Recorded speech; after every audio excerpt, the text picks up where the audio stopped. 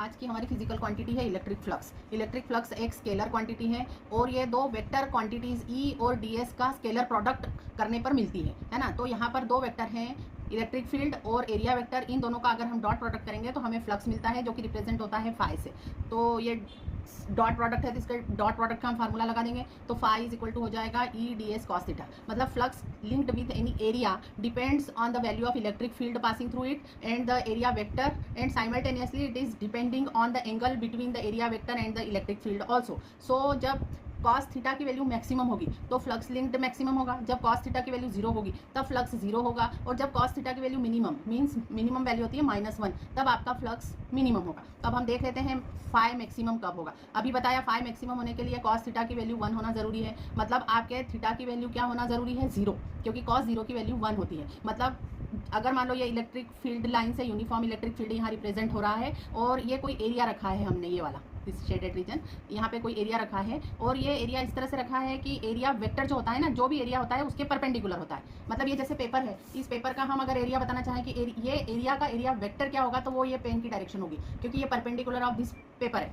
तो इस तरह से ये जो एरिया रखा है इसके परपेंडिकुलर हमने ds वेक्टर बनाया है। तो ये ds वेक्टर और e की डायरेक्शन दोनों की सेम होने के कारण इन दोनों के बीच थीटा 0 हो गया है और flux linked with this area will be equal to E ds, क्योंकि इस केस में cos थीटा का वैल्यू 1 हो गया है। तो ये फाई आपका मैक्स है ई ds जब होता है तब। अब फाई का वैल्यू 0 कब होता है?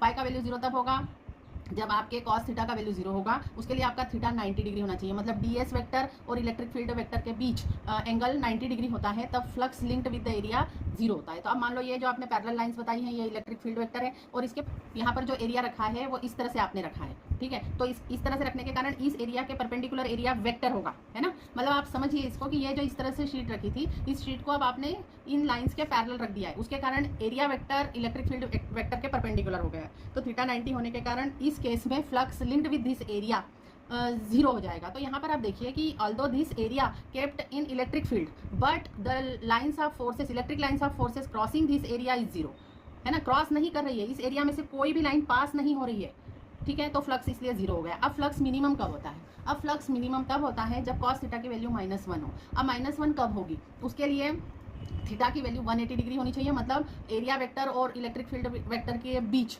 एंगल 180 डिग्री, ठीक है। तो अब ये इलेक्ट्रिक फील्ड लाइंस है, इलेक्ट्रिक फील्ड लाइंस इस तरह से पैरेलल आपका यूनिफॉर्म इलेक्ट्रिक फील्ड है, उसके अंदर आपने एक क्यूब रख दिया है कोई, है ना। तो अगर ये जो दो सरफेसेस हैं ये दोनों अपोजिट सरफेसेस हैं, तो ये जो ये वाली जो सरफेस होगी, ये वाली सरफेस का वेक्टर एरिया वेक्टर और ई, इन दोनों के बीच एंगल 0 डिग्री होगा, और इसके जस्ट अपोजिट जो क्यूब में सरफेस होगी उसका area vector opposite to electric field होगा, and because it is opposite to electric field तो ई और ds के बीच एंगल 180 डिग्री होगा, और 180 डिग्री होने के कारण the flux linked with this surface, this particular surface will be minus E ds, because आपके cos 180 की वैल्यू -1 होने के कारण फाई की वैल्यू माइनस ई ds हो जाएगी, जो कि मिनिमम होगी।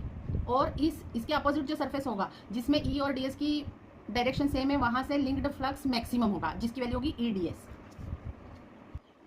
अब फाई जो होता है उसका यूनिट होगा, अब हम उसके फार्मूले से निकालेंगे, phi is equal to E ds cos theta होता है। तो ई इलेक्ट्रिक फील्ड है जिसका यूनिट होता है न्यूटन पर कूलम, ds मतलब एरिया जिसका यूनिट होता है मीटर स्क्वायर, और cos थीटा का कोई यूनिट नहीं होता। तो हमारे इलेक्ट्रिक फ्लक्स का यूनिट होता है न्यूटन पर कूलम मीटर स्क्वायर। और जो फाई होता है इसका डायमेंशनल फार्मूला अगर निकालने को आए तो डायमेंशनल फार्मूला आप इसके यूनिट से निकाल सकते हैं। तो ये न्यूटन के लिए, न्यूटन मतलब फोर्स का यूनिट है तो फोर्स की डायमेंशन आ जाएगी mlt-2, और मीटर स्क्वायर है मतलब लेंथ का स्क्वायर है तो यहाँ l स्क्वायर लिख दिया, और कूलम मतलब चार्ज, चार्ज को आप क्या लिखते हैं I इज इक्वल टू आपको पता है dq/dt होता है ना। तो q is equal to I dt, I के लिए आप एम्पियर और टाइम, तो 80 होता है q का, कूलम के लिए आप 80 लिखते हैं, फिर इसको आप कैलकुलेट कर लेना। तो फाई की वैल्यू, फाई के लिए डायमेंशनल फार्मूला आ जाता है m1 l³ t⁻³ and a⁻⁻1, ये डायमेंशनल फार्मूला, ठीक है। अब फाई के लिए, इलेक्ट्रिक फ्लक्स फाई के लिए एक और फार्मूला होता है, वो फार्मूला गॉस थ्योरम से आता है, और वो फार्मूला इलेक्ट्रिक फ्लक्स देता है सिर्फ क्लोज्ड सरफेस के लिए, है ना। इस क्लोज सरफेस को गॉसियन सरफेस बोलते हैं, मतलब ये बंद होनी चाहिए, जैसे कि कोई क्लोज सिलेंडर हो, कोई स्फेयर हो, या कोई रैंडम शेप भी हो सकता है, जैसे कोई बलून हो सकता है, उस बलून के अंदर चार्ज रखा हो इस तरह से, तो वो बलून जो होगा वो सरफेस हो जाएगी आपकी गॉसियन सरफेस। तो अगर गॉसियन सरफेस के अंदर क्यू चार्ज रखा हो तो flux linked with that Gaussian surface होता है phi is equal to q/ε0। तो ये तो गॉस थ्योरम से आया, और आपके फार्मूले से phi is equal to E ds होता है, और आपको टोटल फ्लक्स निकालना हो तो आपको इसका सरफेस इंटीग्रल करना पड़ेगा, ये इंटीग्रल का साइन है ना। तो ये सरफेस इंटीग्रल आपने किया, तो q/ε0 is equal to integral E ds, या ई डॉट ds भी बोल सकते हैं, तो ई ds cos थीटा आ जाएगा, ठीक है। तो ये एक फार्मूला हो गया। हाँ, अब हम देखेंगे कि फ्लक्स कब पॉजिटिव होता है, कब नेगेटिव होता है और कब जीरो होता है। तो जीरो वाला केस तो आप देख चुके हो कि जब थीटा की वैल्यू 90 डिग्री होती है तब फ्लक्स जीरो होता है ना। लेकिन अगर थीटा की वैल्यू जीरो से बड़ी और 90 से छोटी हो, मतलब जीरो और 90 के बीच थीटा हो, थीटा की वैल्यू जीरो से बड़ी नहीं, इक्वल भी हो सकती है, तो जीरो और 90 के बीच हो तब आपका फाई इलेक्ट्रिक फ्लक्स पॉजिटिव होता है। और जब आपका थीटा ग्रेटर देन 90 हो और थीटा इज लेस देन और इक्वल टू 180 हो तब इलेक्ट्रिक फ्लक्स की वैल्यू नेगेटिव होती है। अगर आपको हमारे वीडियोस पसंद आ रहे हो तो प्लीज़ हमारे चैनल को सब्सक्राइब करें, लाइक करें, अपने फ्रेंड्स के साथ शेयर करें और बेल आइकन को प्रेस करें ताकि आपको नेक्स्ट वीडियोस का नोटिफिकेशन मिल सके।